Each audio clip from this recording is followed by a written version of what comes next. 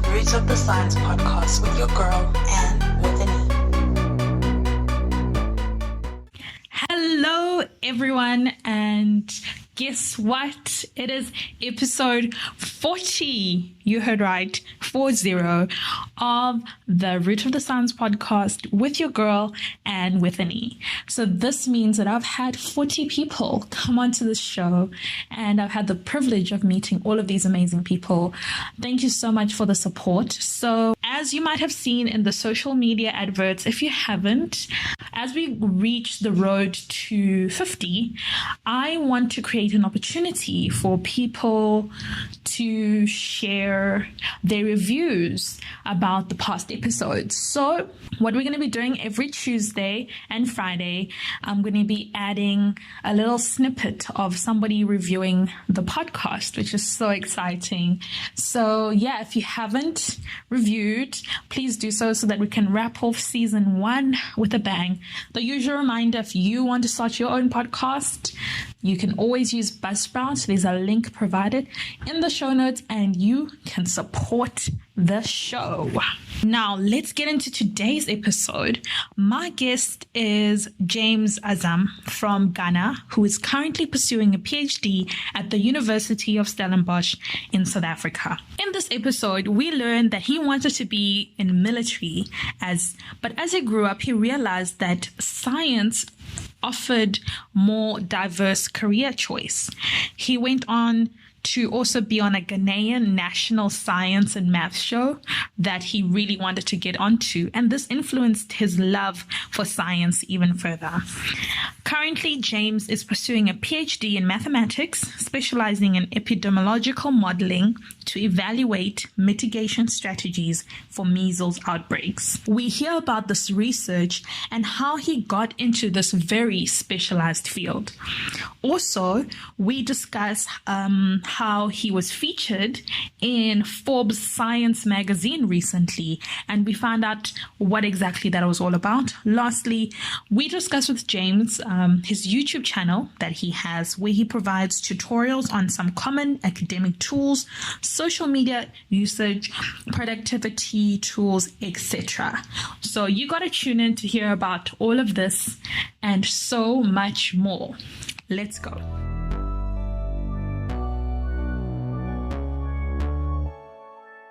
Hi, James. Welcome to the show. Thanks, Anne. Very excited to have you on today and for everybody to get to know more about you and everything that you do. I'm excited to be here too. Thanks for considering me for your podcast. It's an absolute pleasure. So let's get into it. Can you please give us an introduction about yourself, where you're from, where you're currently based, and what are you doing? My name is James Azam, as you rightly said, and I'm from Ghana, and I'm doing my PhD in the University of Stellenbosch with the South African Center for Epidemiological Modeling and Analysis. So my PhD is my degree is a mathematics degree, but I'm specifically looking at modeling measles outbreaks. Obviously, before we get into everything that you do, I know that you are into photography. So away from the science and the modeling and the mathematics, you love photography. You're an avid photographer, and you, in fact, should actually like to turn it into a side hustle. So can you please tell us more about that? I think everyone would like to think of themselves as photographers. We always pick out our phones, point at stuff and shoot. But yeah. I like especially the theory of photography, the rule of thirds, shooting things from different angles, perspectives, looking at things in a way that you wouldn't see on a normal day. So on a normal day, you look at things from the eye level, but I like to look at things from different levels, from the macroscopic level, microscopic level. So I like to shoot small things. I have this very cute picture of a bumblebee trying to get honey from a flower. It's like one of my best shots ever. Yeah, it was a lot of work. I didn't want to get stung and stuff. So yeah, I love I love the fact that it engages with my creativity. The fact that you get to move away from science where everything is super rigid. You have to write in a certain way and stuff. So things like photography engage my creativity, and it helps me in my science too, because it helps me to see the beauty in things. And for a long time now, I've been a bit reluctant to go commercial, so I've mostly been shooting people for free. By shooting, I mean photo shooting. Not like. Yeah. So I've been herein, when I say shooting, I mean photo shooting. So I've been shooting people, models. I have friends that I take to certain places in Stellenbosch to shoot. And I populate my Instagram page. I have a page called JJ Visuals, and that's where I showcase my work. But quite recently, I've considered commercializing it. And so I'm working on that. Great, James. That's great. So clearly you've got that creative bug. Your left and your right brain are working in sync.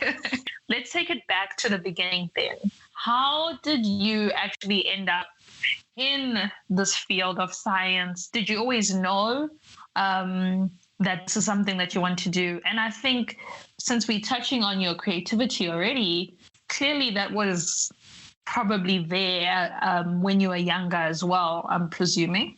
Mm-hmm. Yeah, it did. Growing up, I used to be very good at drawing stuff, but the problem was I wasn't good at, I wasn't ingenious enough to create things by my own imagination, but I was good at reproducing things. So if you drew something, I could redraw it for you. And it was really awesome. It was really cool. And that was mostly like primary school and stuff. But moving on to GHS, which is like grade 8, I think, somewhere here, and on to high school. Where we come from, you can't really be an artist, or like the time I was growing up, you couldn't say you wanted to be an artist because it wasn't well paying and stuff, and you wanted to have a stable life. So right from childhood, I think the profession that really attracted me was the military. So I really, up till today, I still admire the Ghanaian military uniform. When you see the huge men and women in their uniform, is really cool, and it commands a lot of respect. And so I wanted to be a military officer, but not like a guy to go to war because I didn't want to die. So I later changed my mind and decided I wanted to be someone who works in the military but is not a military officer. So like maybe a medical doctor in the military or something, if you get it. So I just wanted to wear the uniform. That's what I wanted to do. And that also didn't materialize. I don't know. I think it just fell through the cracks, because as I went higher, I began to realize that STEM or science was more diverse to me. The endpoints for science were more dynamic than any other field. But growing up, there were some shows on TV that really influenced me. I have a national science and maths competition which has been running for almost 20 years now, I think.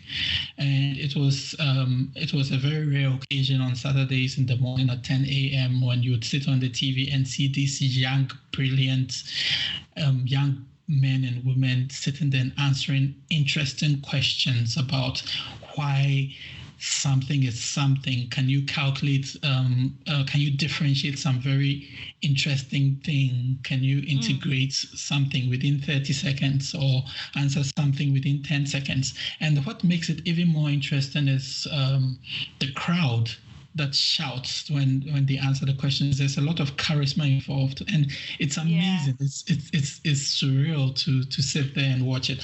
So I wanted to be on that stage. I wanted to be on the National Science and Maths Quiz stage. And there was also a German show on our TVs called the Know-How Show, where they performed experiments on things.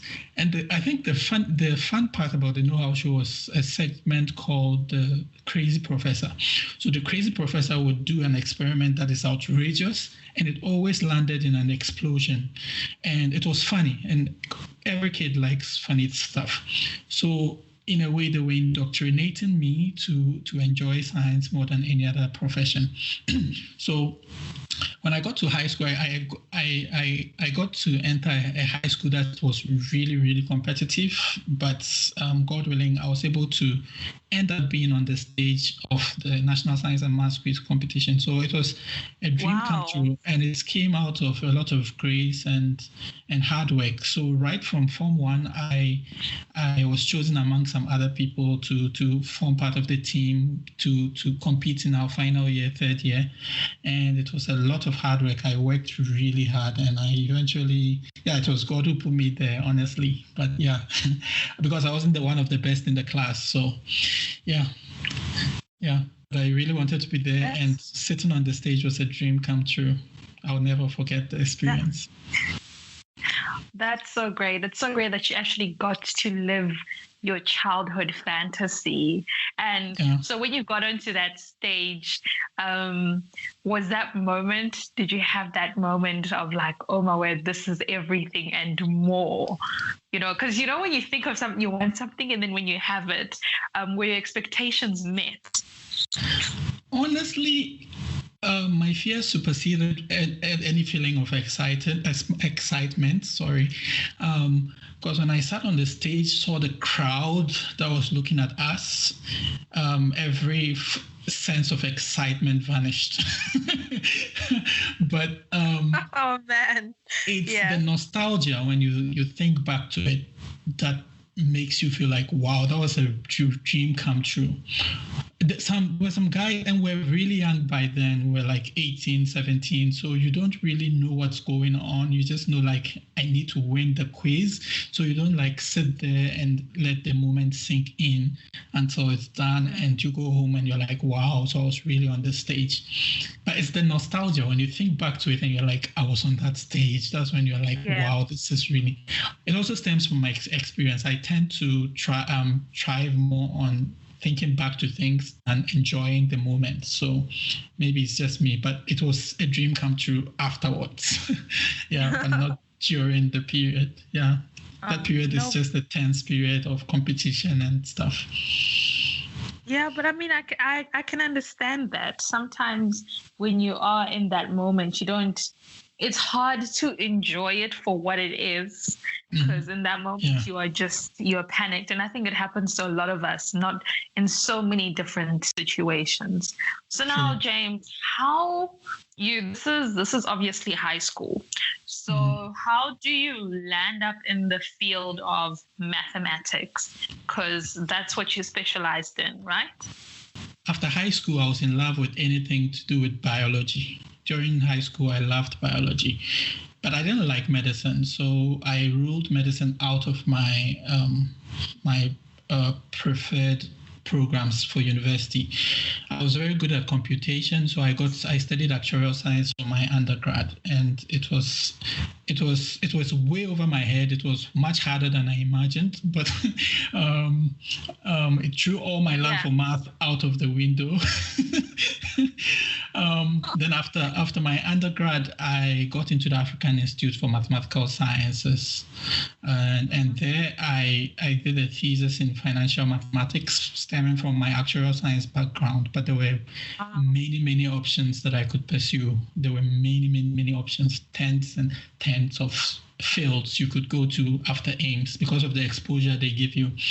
So after AIMS, I threw out some applications either to get into a financial math program or an infectious disease modeling program. And I closed my eyes. So it was more like whichever one picks me, I'm going. And yes.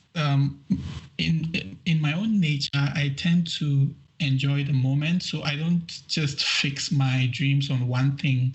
I just allow nature to take its course, and wherever I find myself, I enjoy it and I fit in. So I ended up in South Africa for a mathematical sciences degree that allowed me to model measles right from the time I got here till now. So that's the short story. I hope it was short. But so you came to South Africa for your doctorate? I came to South Africa for a master's first. Okay. I applied for a master's in South Africa because I was new to the field and I didn't know anything. So jumping right into a PhD would have been problematic. And I probably didn't stand a chance anyway competing with other people who were already coming from a background of knowing what the field was about. It's a specialized field, so most people get into it only after after their undergrad. So most of us are new to it. So I decided to apply for another master's. I came here, did a master's for 2 years, and then started my PhD in 2018. Yeah. You speak that it is a specialized field. How did you know about it? Because I didn't even know that this is something that you could do. Again, this is why I love this show and speaking to people. So how were you exposed about this opportunity before you tell us exactly what you're doing? Yeah, just a bit of background on infectious disease modeling. It's a combination of a lot of subjects. You have to know a bit of math, a bit of statistics, a lot more computer science, programming. And I sometimes see it as a lot more programming than mathematics. I got to know about it when I got to Ames. One of my seniors who had left Ames told me about it. He was like, look forward to this course. It's very interesting. Don't close your mind to it. So when the course came, we were taught by a professor from Canada called Robert Smith. With a question mark at the end of his name. And he was amazing. He taught us how to model diseases. In a span of 3 weeks, we had modeled a lot of diseases, even zombie attacks and stuff. And I was like, is there anything more interesting than this? So I was like, I don't think financial math is really that interesting compared to this. So I was actually more looking forward to doing that more than I was into looking into financial mathematics. So it was just the foreknowledge. Someone told me to look forward to it. I did, and I found it interesting. I applied, and it called me. So it was more like I was probably already predestined to do it. So and over time, during my second master's in South Africa, I was still a bit indecisive. I was still considering going back to financial math because that was what my background was in. But eventually, a few people spoke to me and they were like, "You've gone through so much training doing this thing. Why don't you just stay here? Why do you still want to go back to financial math?" So eventually, I realized that was true because I had gotten a lot of quality training here in South Africa in Stellenbosch. So I just stuck with it, and it's been really fun. Yeah, it's been really fun. And every time you introduce yourself as one of those guys, they're always like, wow. Everyone's so envious. They're like, how your work is so relatable. You're solving a real life problem. And that's what keeps me going, knowing that I'm solving a real life problem. Yeah, definitely. And speaking about your very interesting work and real life problems that you're working on, for your PhD, your research is using mathematics to evaluate mitigation strategies for responding to measles outbreaks in low-income settings. So please just tell us more about the study and this research and the importance of it and how it is very relatable. Okay, so I will emphasize more about its importance than what I'm actually doing. So measles is a viral respiratory disease that is spread when you come in contact with the respiratory droplets of an infected person. So when they cough or sneeze and you come in contact with it, you get infected. The people who are most affected by measles are children under 5 years for many reasons, and especially babies, because there's an interplay between your maternal antibodies and a lot of things. And it used to be one of the top 5 killers of children under 5 years. And so it was targeted for elimination by 2020, which is actually this year. But measles is very complicated. It's easy. Measles is easy, but complicated. We know how to solve measles. Measles is like one of the ones we know how to eliminate. and it has a vaccine. But the problem is that the measles vaccine is a biological product, right? And to ensure it's live attenuated vaccine, that means it's a weakened form of the virus that is injected into people to kick the immune system to respond. Now, in order to keep that vaccine alive, you need to keep it in a temperature range of 2 to 8 degrees Celsius, right from where it's manufactured somewhere in Europe, and it's transported all the way to that kid in a village in Malawi. So it has to stay in the cold. So during when there's an outbreak, you have to freeze ice, you have to, there's a lot, most of the heavy parts of the measles outbreak responses are based on the ice production and the logistical implications of everything. And imagine you have to carry heavy boxes of ice with vaccines in them to cross bridges and rivers and dirt roads just to get to these kids, right? So that's where the low and middle income country aspect of my project comes in. So in a model, you really don't know who is in a foreign country and who is in a developed country and an underdeveloped country until you set out certain parameters. So some of the parameters will then be how accessible are the children and things like that. Now, any way that you can surmount this problem of freezing is a good idea.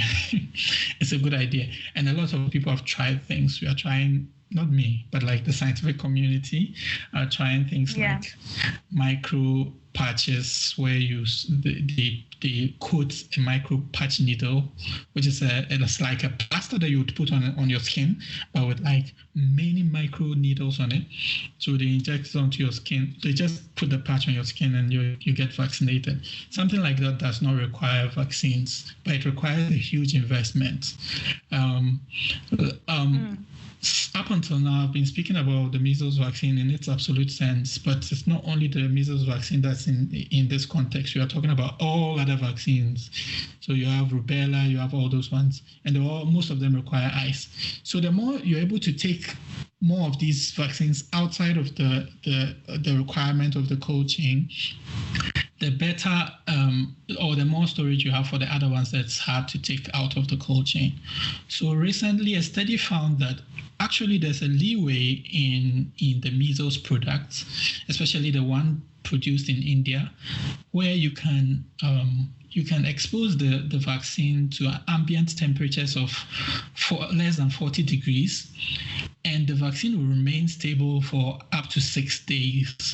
So what that means is that you can keep it in the cold from the manufacturer into the country, but at some point on the supply chain, when you're getting to the kids, you can actually take it out of the ice. What that means is that you can go to places where there's no electricity and you don't need ice and all of that. But it hasn't been done for measles before. It has been tried on meningitis, hepatitis B vaccines and stuff. So my project is to evaluate what it means to use the measles vaccine that way. And models are usually the best tool to use because you can't really go onto the field and start trying out these things without knowing what you're looking for or what to expect. So what the models can do is to give you an idea of what to expect, whether it will be good, it will be better off, it will be way better off, it will be good but more expensive. So we do that and we give the policymakers the decision and say, hey, here it is. You can use it outside of the cold chain, but it's going to cost you 10 times more. Do you still want to go about doing that? And it's up to them to then look at the whole context, not only but public health usually trumps other things like the economics and all of that. So I might have gone round and round about the project, but yeah, basically it's me comparing these new strategies to the existing strategies where they use it in the cold chain and seeing which ones are better and in what ways you can improve them. Oh, that's very interesting. And, as we talk about vaccines, I think a lot more people are interested, especially in this climate of COVID-19.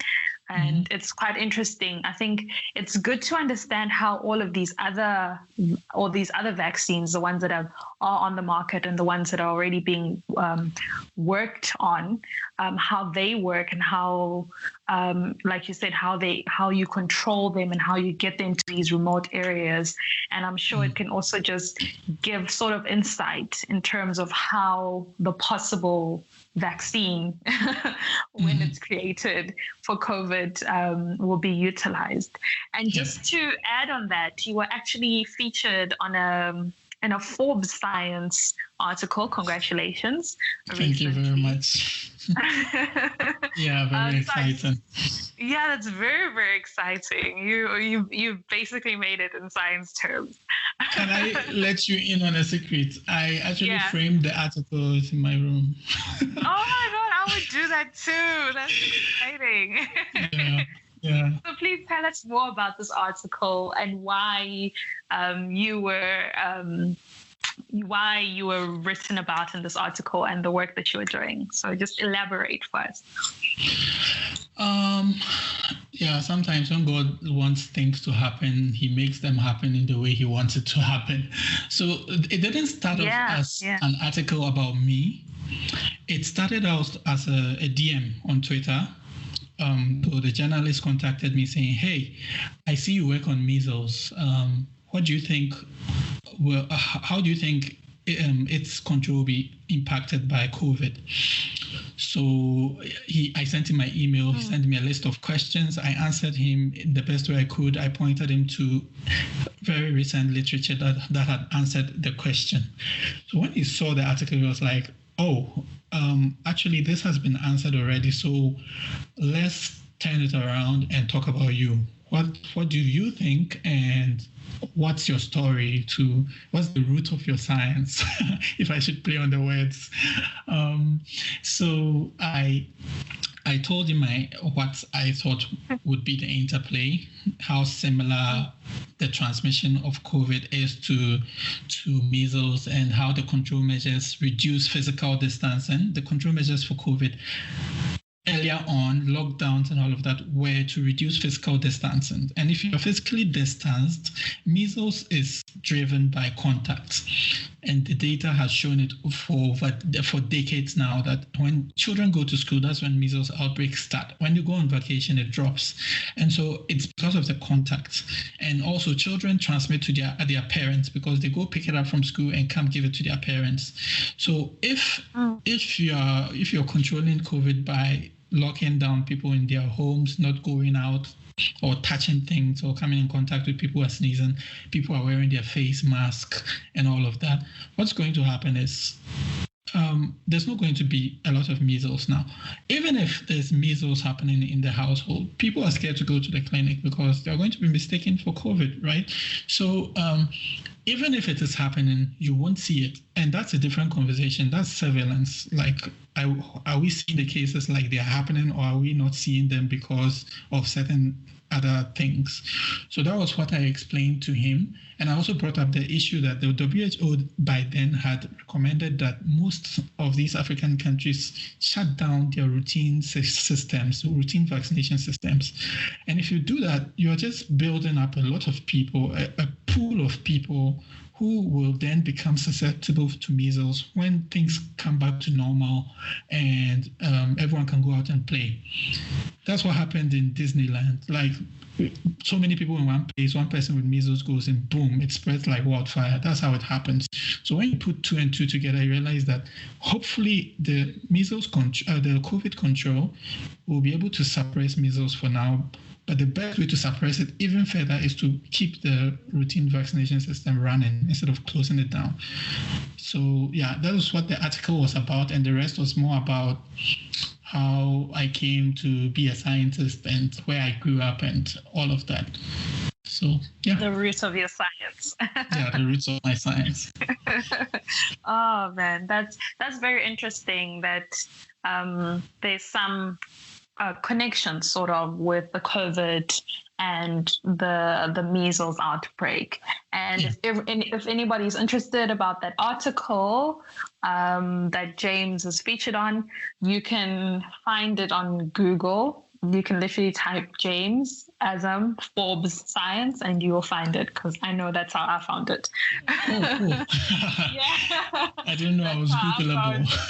You are Googleable. You are Googleable.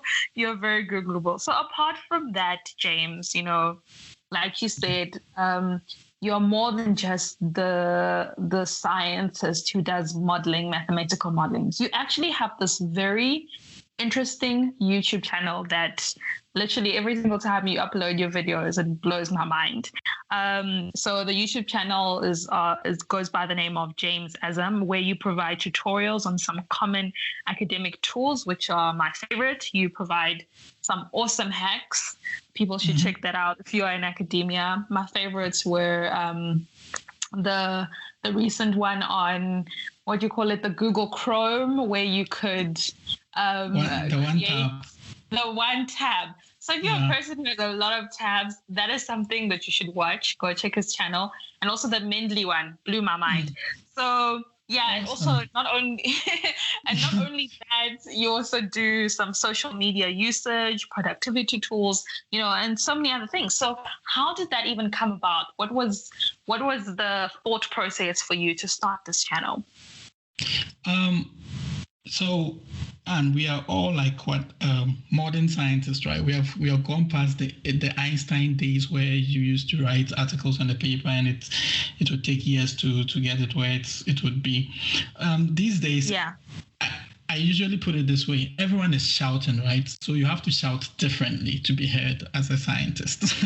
And I've been shouting differently for some time now. Even though I don't have publications out and stuff, I've been doing a bit of I've been in the research arena for some time now, and especially coming from Africa, where we are not used to technology from a very early stage. There's a lot of tiny things, tiny things that you could know to improve your life, and you don't know it because you've not even looked. You don't even know YouTube exists. So I started the channel because when I was an undergrad, I didn't know anything about like research or like, where do you go to find an article? How do you read an article? What are you looking for when you're looking at an article? So this lockdown sort of got me thinking, because I planned on doing this for a long time, but the fear of time management and stuff was blocking me. Yeah. So when what triggered this channel was, if you go on my channel, you'll see a 1-hour tutorial on Twitter. So it started from a conversation on Facebook where people were like, they don't use Twitter because they don't know how to use it. So I was like, oh, cool, let me organize a tutorial. So I set up a Google form, asked people what they want to know about Twitter, what they expect from the tutorial, and if you're attending, you should give me your details. And I got about 20 people to participate. So after the tutorial, people were like, this is really awesome. Can you upload it so that we can go back and watch it and things like that? So I was like, well, that could actually be the start of a channel for me. So I uploaded it onto YouTube, and some of the people couldn't make it but had RSVP'd, went to watch it, and people really liked it. And in the context of all my videos, it's doing pretty well. And I tried to explain as much as I knew about Twitter. So from there, I was like, I'm going to make tutorials on things that are not commonly talked about, but it's a common problem. For example, having many tabs open, it's always a problem. Everyone has that problem. Developers, computer scientists, researchers, we all have the problem of keeping many tabs open. So I did that tutorial, boom, it was a hit. And I was like, I'm just going to do tutorials from a very, very in-depth point of view, where I tell you what exactly every button does on the common tools we use in research. In case you use that app and have never seen that button, the tutorial is for you. If you've never used that app, that tutorial is for you too. So fundamentally, I try to explain things in depth for people to see the nitty-gritty things about every common software that's out there. But I'm also starting something very exciting. Sorry, I've been scared of I've been camera shy for some time now, but I think it's time for me to speak. So I want to start a vlog series on the channel where I'll be addressing a a lot of people approach me asking me what the PhD is about and what do we do on a day-to-day basis and stuff. So I'll be starting a talk thing on the channel where I'll be talking about PhD experience, academic experience, emotions, mental health, navigating writing, tips and tricks, just common things we have in conversations, but you don't find it on the internet.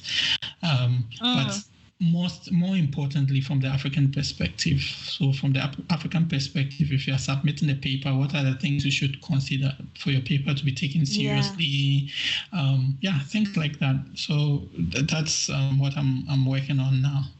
But the tutorials will keep coming in.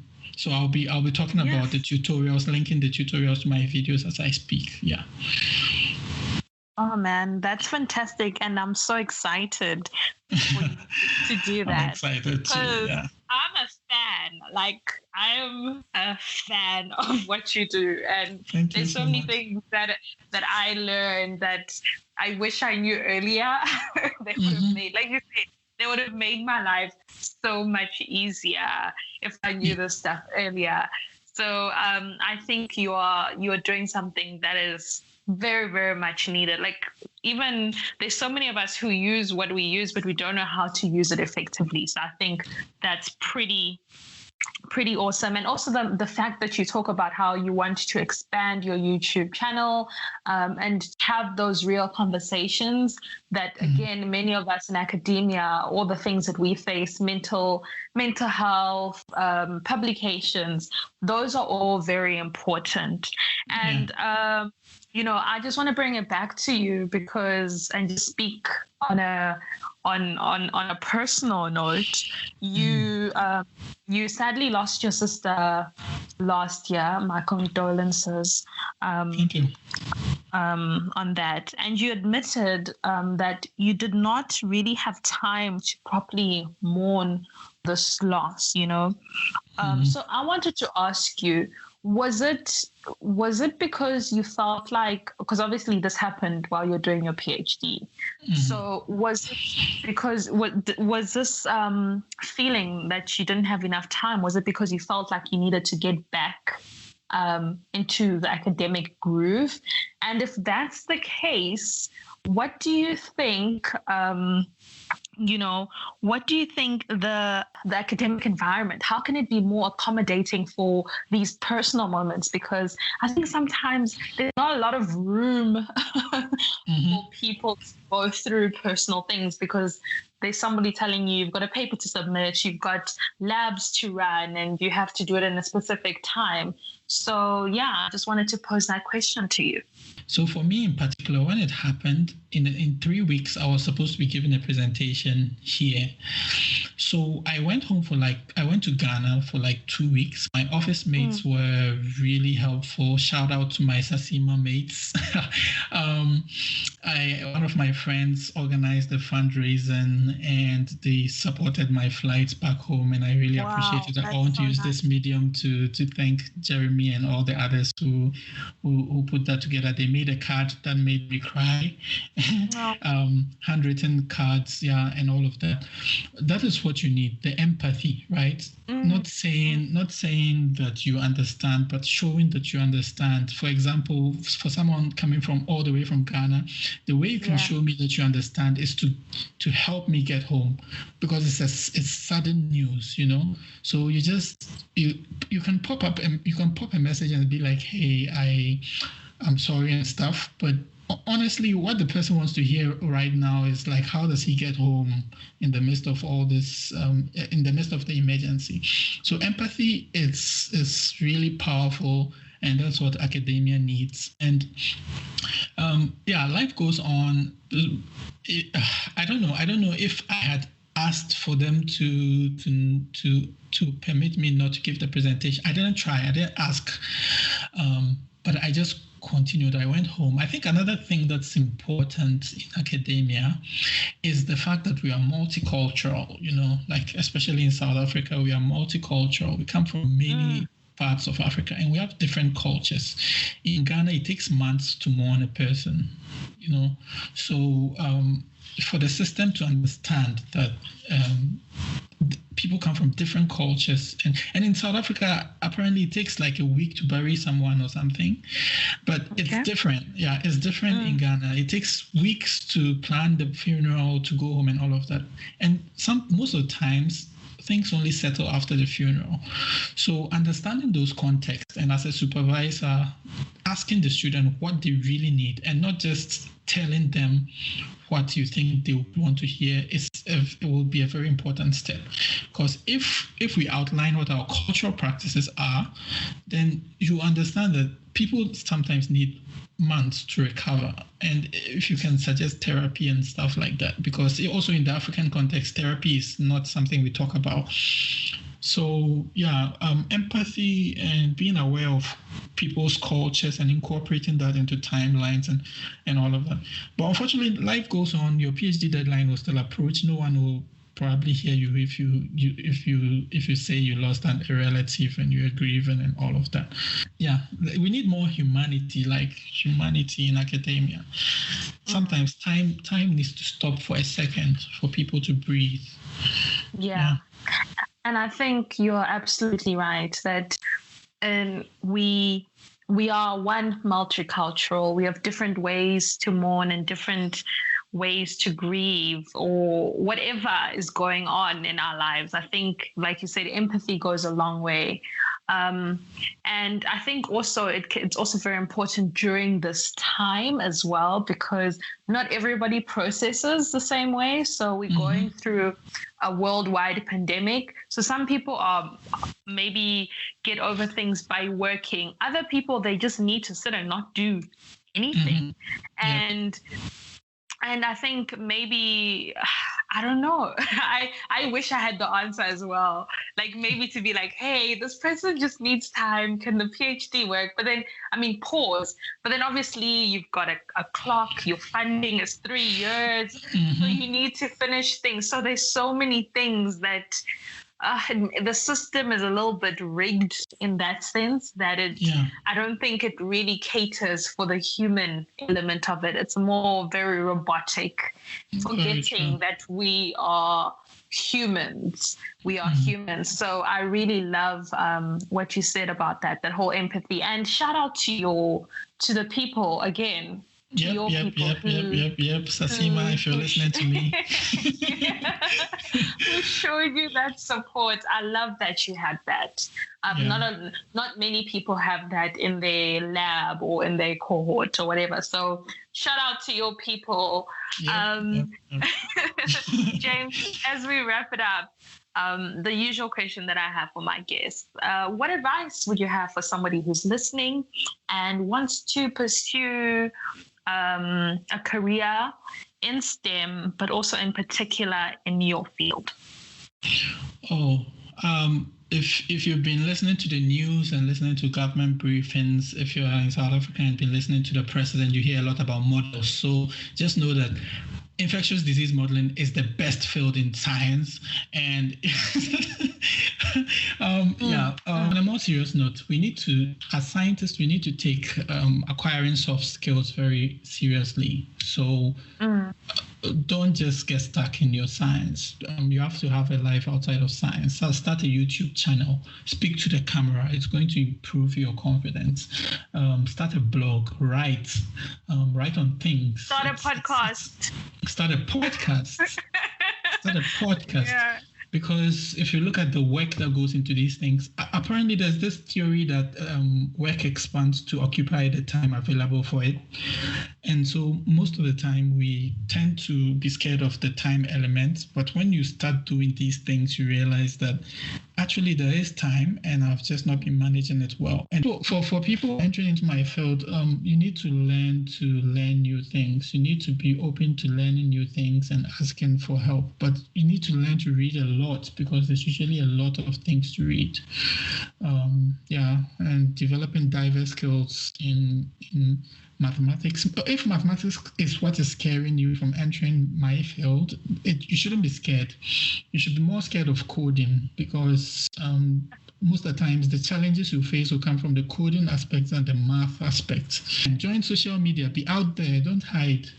Don't hide because people don't know about you. And these days, as modern scientists, people only know about you if they can Google you. So make yourself Googleable. That's what I'm trying to say. Yeah, that's some fantastic advice, James. Thank you so much for all of that. And I hope people take those notes and they get inspired also just about your story and everything that you do. So this is me just saying thank you so much for coming. Yeah, it was so fun talking to you. This is my first podcast, so I'm so excited to be on here. Oh no, first of many. I'm so excited in terms of everything that you're going to do, and especially in this very exciting field that is probably going to be the new thing that a lot of people need to get into. And also, apart from that, also, like you said, your soft skills, your YouTube channel, etc. I wish you all of the best with that. So thank you very much. Continue teaching us more hacks. We need it. Yeah. We need it. I'm here to learn too. So yeah, I learn by teaching. So. Yeah, true. And for everybody else who's listening, thank you so much for tuning in to another episode of the Roots of the Science podcast with your girl and with an E. Until next time, goodbye.